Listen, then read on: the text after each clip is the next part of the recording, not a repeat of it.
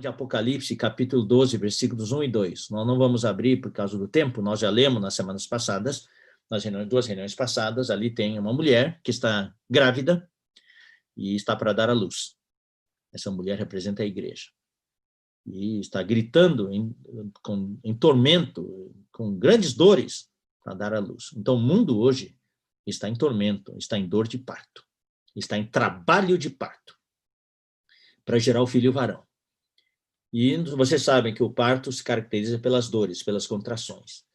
E quando o filho está para nascer, quanto mais se aproxima o nascimento do filho, da criança, mais frequentes são as dores, são as contrações.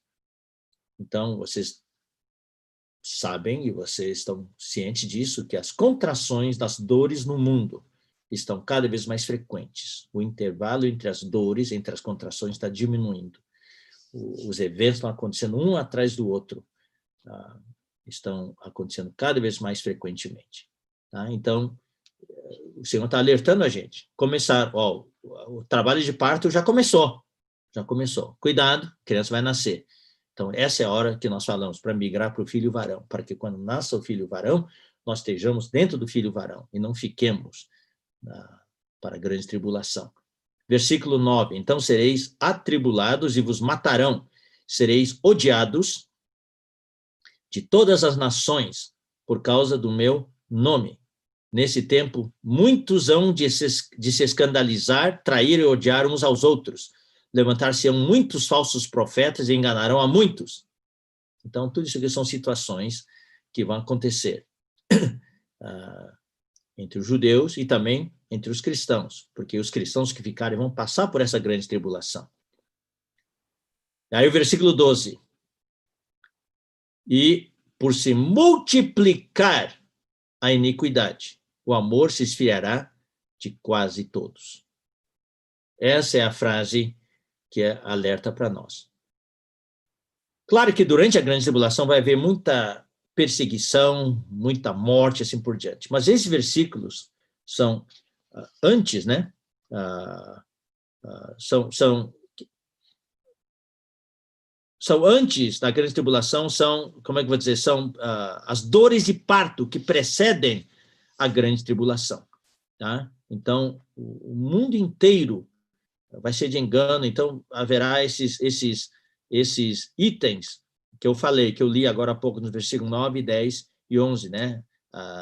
Tribulação, mortes, ódio entre as nações, olha só, os judeus vão ser perseguidos, o movimento anti-sionismo está aumentando cada vez mais. O ódio contra os judeus nos Estados Unidos, existe muito disso, embora eles dominem a economia lá, mas os judeus são muito perseguidos lá também.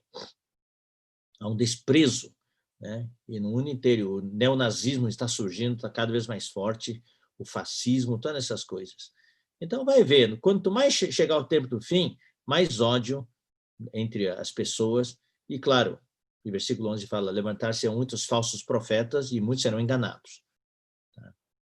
E aí o que mais preocupa a todos nós é o versículo 12, e por se multiplicar a iniquidade, o amor se esfriará de quase todos. Ou outras versões falam, o amor se esfriará de muitos, de muitos. Então, os sintomas, isso aqui, irmãos, eu chamo de a pandemia da iniquidade. Essa é a verdadeira pandemia hoje. A pandemia do coronavírus é algo físico, mas a pandemia da iniquidade afeta a alma da pessoa, afeta a natureza humana, a mente da pessoa, sua emoção, todas essas coisas afastam as pessoas de Deus. A iniquidade é a característica do anticristo. Ele é chamado como o iníquo. Nesta conferência de setembro, nós vamos estudar a 1ª e 2ª Tessalonicenses. E em 2ª Tessalonicenses 2 fala do mistério da iniquidade. Fala do homem da iniquidade. O filho da perdição é o anticristo. A iniquidade é como se fosse uma infecção, a pus que cria num furúnculo. Então, essa iniquidade, o furúnculo já está sendo formado hoje. Então, está doendo. Está infectando todo mundo. Por isso que eu falo, é um vírus. O vírus da iniquidade. Está se multiplicando, está se multiplicando. E quando esse furúnculo estourar, quando a pontinha, a cabecinha do furúnculo abrir e estourar, a pus que sai, esse é o anticristo. O anticristo é a consumação desse furúnculo. E o mundo inteiro está sendo infectado hoje. Então, a questão é o seguinte, todo mundo faz hoje o teste, né? O PCR, o teste sorológico, para ver se tem ou não o coronavírus. Existe um teste. É o teste da temperatura do amor. Acho que cada um de nós deve medir um pouquinho, pode fazer o teste, testar-se a si mesmo. O seu amor está se esfriando? Ou você cada vez mais sente menos amor pela palavra, menos amor pelo Senhor, menos amor pela igreja, menos amor pelos familiares, pela sua esposa, por seu marido, por seus filhos? Ou indiferença, ou desinteresse? Ou você sente que não consegue mais tocar o Senhor? Muitos irmãos me contatam, às vezes no Facebook, pedindo aconselhamento. Perguntam, dizem assim, irmão, eu não consigo mais tocar no Senhor. Hoje eu sinto que o Senhor está tão longe de mim.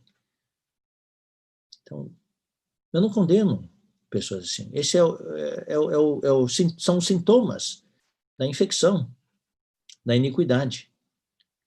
Então, por se multiplicar a iniquidade, a Bíblia fala, o amor se esfriará de quase todos. Essa é a estatística. Essa é a curva da transmissão. Só que, irmãos, eu não quero fazer parte dessa curva. Eu não quero fazer parte dessa estatística. Então, daí eu lanço o item número 8. Para podermos perseverar até o fim e ser tomado. É o quê? É exercitar o meu espírito. Eu preciso exercitar o espírito. Porque a única solução contra o vírus é o fogo. Para matar. É o fogo. Então, é exercitar o espírito e não deixar o fogo se apagar. Você lembra uma conferência de jovens? Esse foi o tema, né? Fogo não se apagar. Esse foi o tema de uma das conferências de jovens. Então, eu quero exercitar o meu espírito. Eu não quero deixar o fogo se apagar. Por isso que o Timóteo, o fogo dele estava se apagando, por causa da situação lá de Éfeso. Paulo falou para ele, você precisa reavivar o fogo, reavivar a chama do fogo no seu espírito. Você está deixando o fogo se apagar. Então, eu quero ler com vocês Daniel, capítulo 7. Daniel, capítulo 7.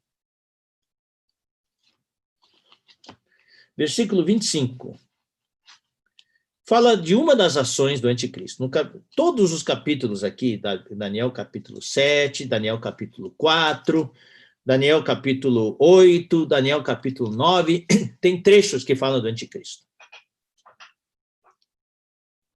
Então aqui, versículo 25, é uma das ações do anticristo. Ele proferirá palavras contra o Altíssimo. Esse é o número 1. Então hoje, você pode ver, muitas palavras são faladas contra Deus.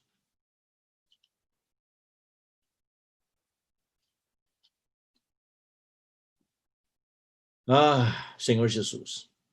Se defende o LGBT, mas os cristãos estão sendo perseguidos. Ninguém defende os cristãos. Os cristãos estão perdendo o direito hoje.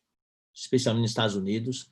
Quem se fala diz cristão, a sua empresa é boicotada, as suas escolas não recebem mais credenciamento, e assim por diante. Os cristãos hoje não são mais o centro, a maioria, são a minoria hoje. Os cristãos foram colocados na periferia hoje. Os cristãos querem seguir a palavra. Por isso que tem muito cristão fazendo pactos com o politicamente correto e essas coisas. Daí eles podem continuar. Então, queridos irmãos, proferirá palavras contra o Altíssimo. Número 2, magoará os santos do Altíssimo. Isso eu já expliquei uma vez, eu vou explicar aqui hoje. Magoar aqui significa desgastar. significa consumir. Sabe como a gente fica sendo bombardeado por certa coisa, no final a gente está desgastado, a gente não aguenta mais. A gente é consumido por dentro. Significa importunar constantemente. Então, o anticristo, é isso que ele vai fazer durante a grande tribulação. É um bombardeio psicológico, uma perseguição psicológica. É pior do que a física. No final, a gente simplesmente desmorona emocionalmente. E ele está fazendo isso hoje. Já está fazendo isso hoje, através da iniquidade. E também através do isolamento social, isso já está acontecendo. Nós que estamos na liderança, nós estamos orando muito pelos irmãos, nós estamos preocupados que alguns irmãos não aguentam mais ficar no isolamento. Estão desmoronando, estão sendo quebrantados psicologicamente, emocionalmente. Tem gente que eu sei, irmãos e irmãs, que choram o tempo todo agora. Choram o tempo todo. Então, nós temos que orar muito por esses irmãos. E tem irmãos e irmãs mais maduros, mais maduras. Se eu não posso levantar vocês para cuidar desses irmãos, que estão fragilizados emocionalmente. E durante a grande tribulação, é isso que vai acontecer. Perseguição psicológica, mental, emocional. Então, vai desgastar, magoar os santos. Por isso, irmãos, daí apaga mesmo o fogo do Espírito. Só, irmãos, para aguentar, só tem um caminho. É ter o Espírito forte. É ter o fogo aceso. Exercitar o Espírito. Por isso que é importante invocar o nome do Senhor desesperadamente. Ó Senhor Jesus! Ó Senhor, todos os dias. A gente sofre ataque e já invoca o Senhor. Orar-lhe a palavra. Orar-lhe a palavra, repetir a palavra, os fatos espirituais, o que Cristo realizou, o que Deus nos prometeu, as promessas de Deus, sabe? Isso é que não lava-jato, assim, aquela máquina, né? De lavar carro, vai lá, e lavar calçada, e limpa todas as manchas que o inimigo quer colocar.